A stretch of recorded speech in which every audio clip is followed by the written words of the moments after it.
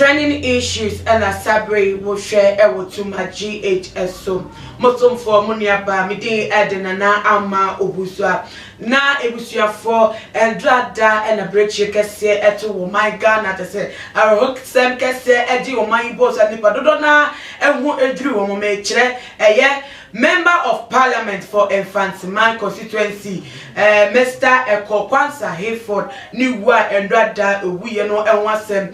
Now, was a former Kaya reported by a say, now will free a year campaign trial war bat, say, and near John William say, or in the so at the man a fee 2020 about a day in my year 20 and cow bet me, I had share tire to Tuyana as a battle with me, a dim kunim a woman.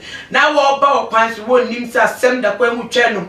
Emma akron forum fo wo mu hia no kwan mu bisa no nadwuma ye enya nadwuma no so bo ni toku no no asem ena sabe otum se Ghana edaso a wo ni patrim a wo mu dwen a wo mo enti ase na ame won ma ena te se MPP from penifo a wo mu wo Central Region wo mu bodom pemko eni fie a wo timu anase ne mame efie a wo te ewo Central Region na ebusua for semoni ensem ka kire oba tan ya jegu ni surumu osundia rebo ATM so oh na de crope fantika sa mazekro te say ne baba kopa wo ba wi ase nyakopon edono dom na te say akronfo yi etimi eyi na fi okwa te say for no reason na ebusia for we se na ensem no kwa tumi say akoya ro sem te say pa say wo ba time na ni bewu ni bewuo a te say ne ba no etu mpon wa papa ma wo koso te say bebi ada so wano de man na all of a sudden bibia enti na te say yetimi eyi na fi osa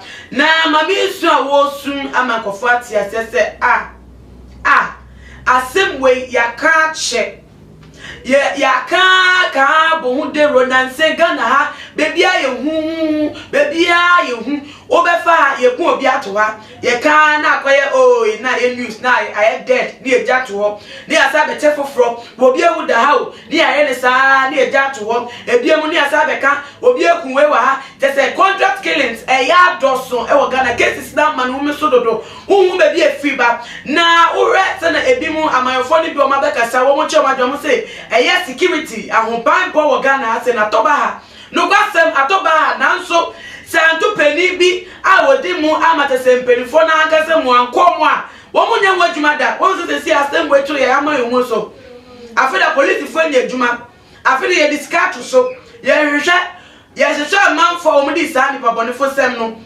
na ehya ase na enyo obi atete etototo amanfo randomly ni ye hya ase ye Kenya ye hu security ye aspect no a kabinye cho se betre akwechire wo mu se go for break company se oman mu ayeden nanso there is nowhere nipa kunkum anase se wo ji obi japade efili sem e wo kwan bono so justified we akrofare for once wo mama obatan na the crow the baba ko pa nyakopon etimi didum no wasasi so atwe ne kwa tese wenyi abra wakoni mfie wakoni mtwa woni mfie mu atese aka no so obade ato nsade afa no na we ana odi ko wom wan do pesa de no na komemu edu bra amanyofo wo megya se wo mode eye ye ho ban bon sem no be ya amanyosem ene we ye party member ene we ye say sanya ma se na adam ye ni amata se wo bia to ya ho bible no ba ha che se wo bia ye do pe o man mu se ya Kenya ye ho ni anya ahye a die sisi le twemu no me nka se ebimra biem nanso se amanyofo anase abana mu wan Kenya no wan nye ni te se wan hye no ho de amene ni asanya de amananka eye ya ho Bible ensema anya tutu papa amfa ho a ensema ye beto wo man mu no abato afi ene wo ye be abato no kakra ye dru honum se si ade se dan kofo etibenya access to weapons a wo mutimi edi nipanya na yetimi botuo ne yetimi ko eye broad daylight robbery de se kwa tempon kasa Keko street so ate se main road so and a profit me stop a casa wo mu etimi dis abon no last time na ye VIP bus e wo lenda do se se akwante pono motimu se mu hu se ohonu makoya Rex Factor ate se a comfort do na use honum se wo mo de di bone enu ti na ka se intelligence no political no ni se ebredu na security personnel so no o make any omo no mape eye bia wo ha ate se o make me area control na so se atena wo sa o na bedu se echebre no ewre edu as I say yes so we Kenya ho amenyofo we dey na mani muamumu enipa ena boni we atom ne shop say ebeye ensem na ho de amamu na ebeye asenso de amamu so mun Kenya ho eleta muamu ena munkwa eda ensae ebusuafo me di besi ase na eye ebusuafo eni ababa tan asese ade ni baba kom eye Honorable Ekokwansa Hayford we film no me gina too much anemu ema no yakọ kese na me hre Erade se won hye ne de won ne busu ne won hye mo de ene emba so we gya wo mo ewo echi na me ka ne sa no so bomoten a efu wade ntwe no etudwa ewe comment section no na ebiem so no share video e ma adofo ebusuafo bibia na won so ente de ekoso no ebi na ma owusu a enemi de nyame ya doma yebedi ehia bi makramo. Too much GH. Me did say Japan. A break and Besame TV. Me share too much GH.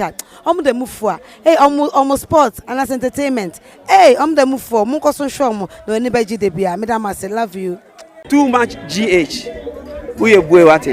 Shout out to your fans and everybody who is watching Too Much GH. Me did the Isaiah Kojampo. We between family the great tempo. Bring. One man come on here. Too much GH. Too much yet, more too much. Na me so me I'm more fire. The major prophet kum chacha. On say me catch was say, bomoden na hwe too much GH. On say me kan ye nyane. Bonne pa na kase pe wo wi ase ya asondin. Asondin ti na Adam. Wo hu nyame ye no nyam no. Wo hu ne ma bi a wo hwehwehwehwe. E wo other place ni ade. Kat won. Na bomoden na be hwe too much GH. Beshe ne subscribe bomoden o beshe pe na waye subscribe o subscribe subscribe na subscribe na o subscribe a na wo benya ne yama papa a wo pe ahwe nyame shira na ura. Too much GH. Many have come and many have gone, but you are a great Kankambuka ability worth being beheld by every optical nerves. That saith the papacy. Keep watching Too Much GH and you'll get the best of entertainment, the best of everything you want. My name is Ohima One. Keep watching Too Much GH. It's the best. Keep watching Too Much GH.